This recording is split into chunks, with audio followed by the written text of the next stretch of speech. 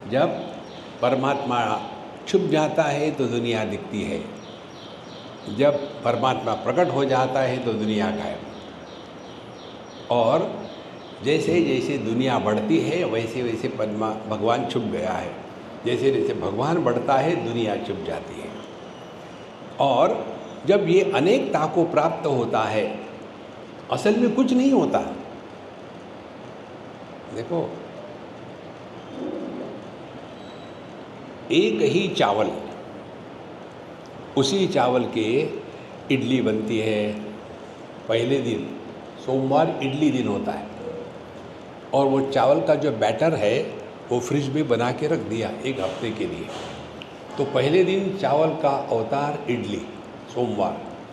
मंगलवार को उसी चावल का दूसरा अवतार उत्तपम, इडली से पतला, डोसे से मोटा, इन बिटवीन। तीसरे दिन उसी चावल का तीसरा अवतार। तो क्या वो चावल अनेक बना है? चावल तो चावल ही है। इसी प्रकार से एक ही आदमी बन जाता है उपाधियों के कारण अनेक। तो ये सिद्धांत पकड़ लेना, औपाधिक अनेकता प्रतीत होती है, उपयोगी होती है, लेकिन वास्तविक नहीं होती। कितनी सिंपल बात है। हमने इसी को सत्य मान के बैठे हैं। इसीलिए बहु जव जव होए तव तव काही न होए, काही न होनी आहे अवघाचितो।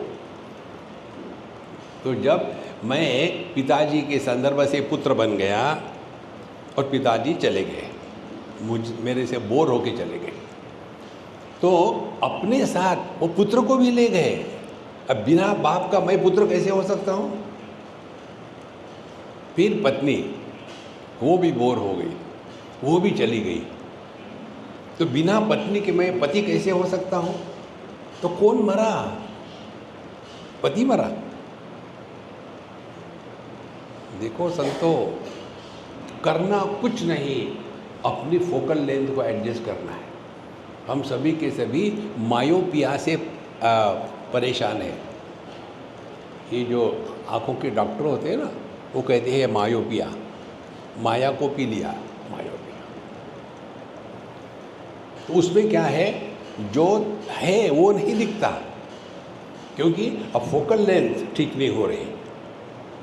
तो जब हम डॉक्टरों के पास जाते हैं, वो क्या करते हैं, दृष्टि नहीं देते, हमारी फोकल लेंथ को ठीक करने का चश्मा देते हैं। इसी प्रकार से शास्त्र जो है, साधु संत जो है, वो हमको ज्ञान देते नहीं, हमारे अज्ञान की जो आवरण है उसको हटाते हैं। अरे भैया, आप ज्ञान स्वरूप हो, आप परमात्मा स्वरूप हो, आपको परमात्मा बनना नहीं है। बनोगे तो बनावटी होगे।